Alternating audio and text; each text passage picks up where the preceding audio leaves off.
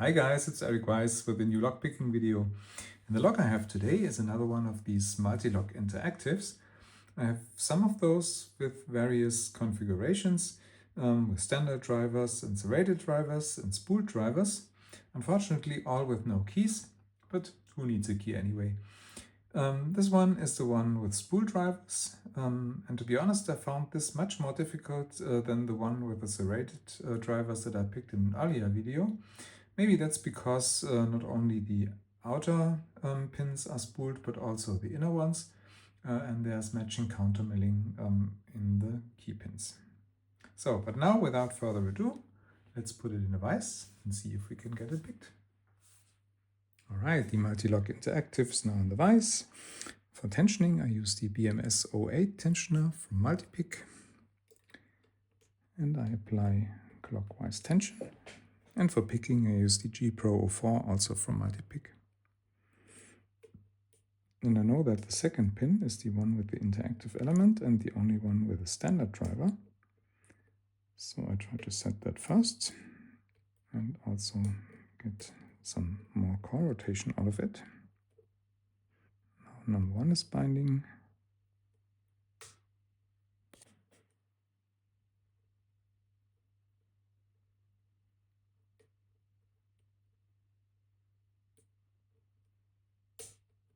So now we get even more core rotation. And number 3 is now binding tightly, with not so much space above it.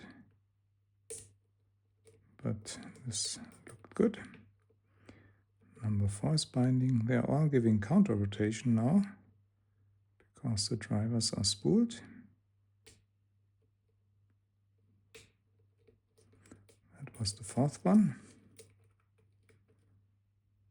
Let's release tension a bit and get even more core rotation.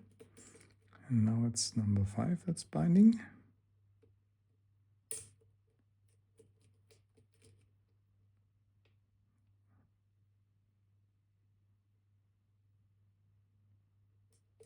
I'm afraid I slipped off.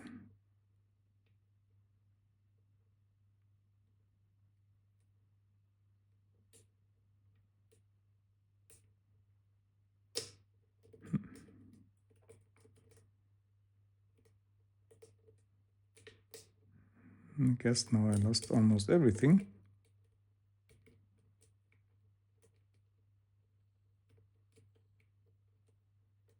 But let's have a look.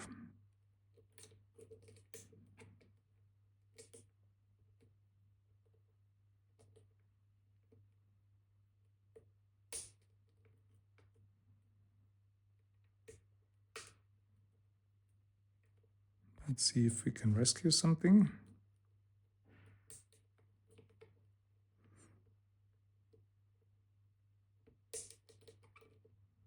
Looks so.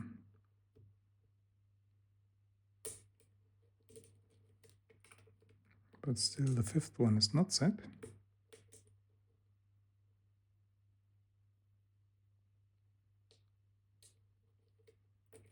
Maybe now.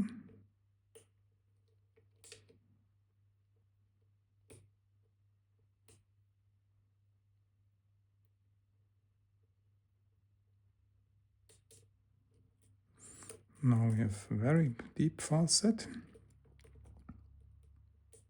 And let's try the others again. There was a little feedback from the first one.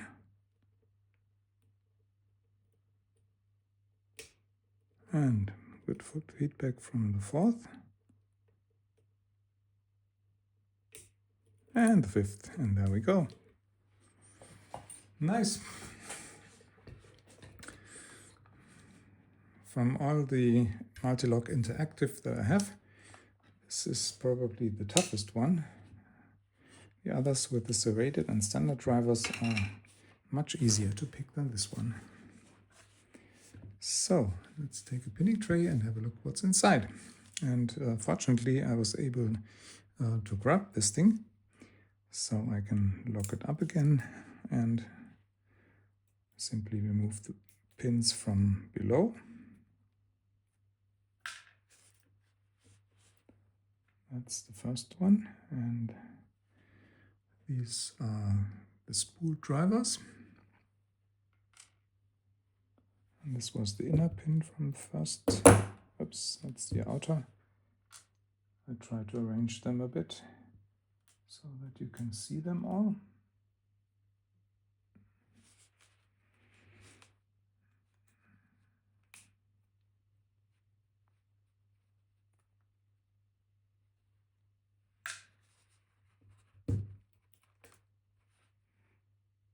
Second one is sometimes a bit shy.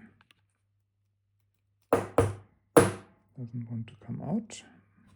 But there we go. This is the standard driver. And let's take the inner one out.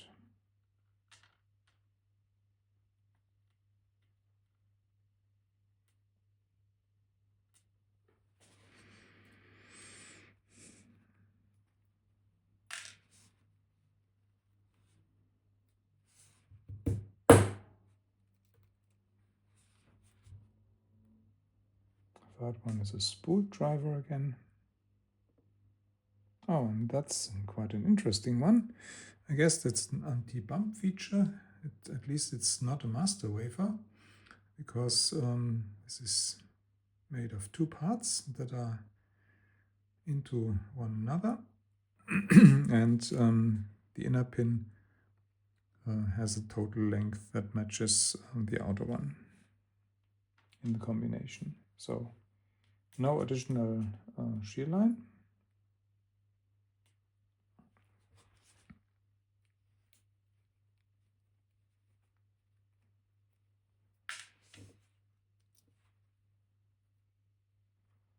Another spool driver.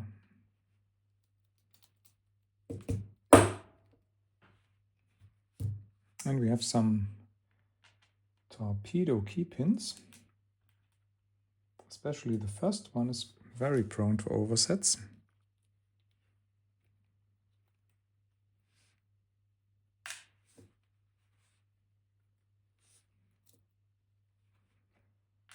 So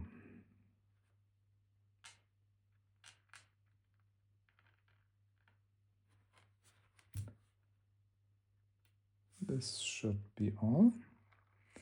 Oh, well. Okay, the inner pins are a bit mixed up. Let me give you a close-up.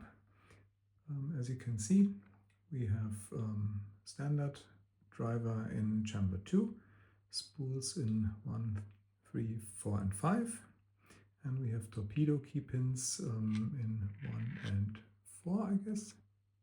Yeah, and this special anti-bump pin in chamber 3. Very interesting and very challenging lock. Yeah, I hope you found this interesting, and see you next time. Bye bye.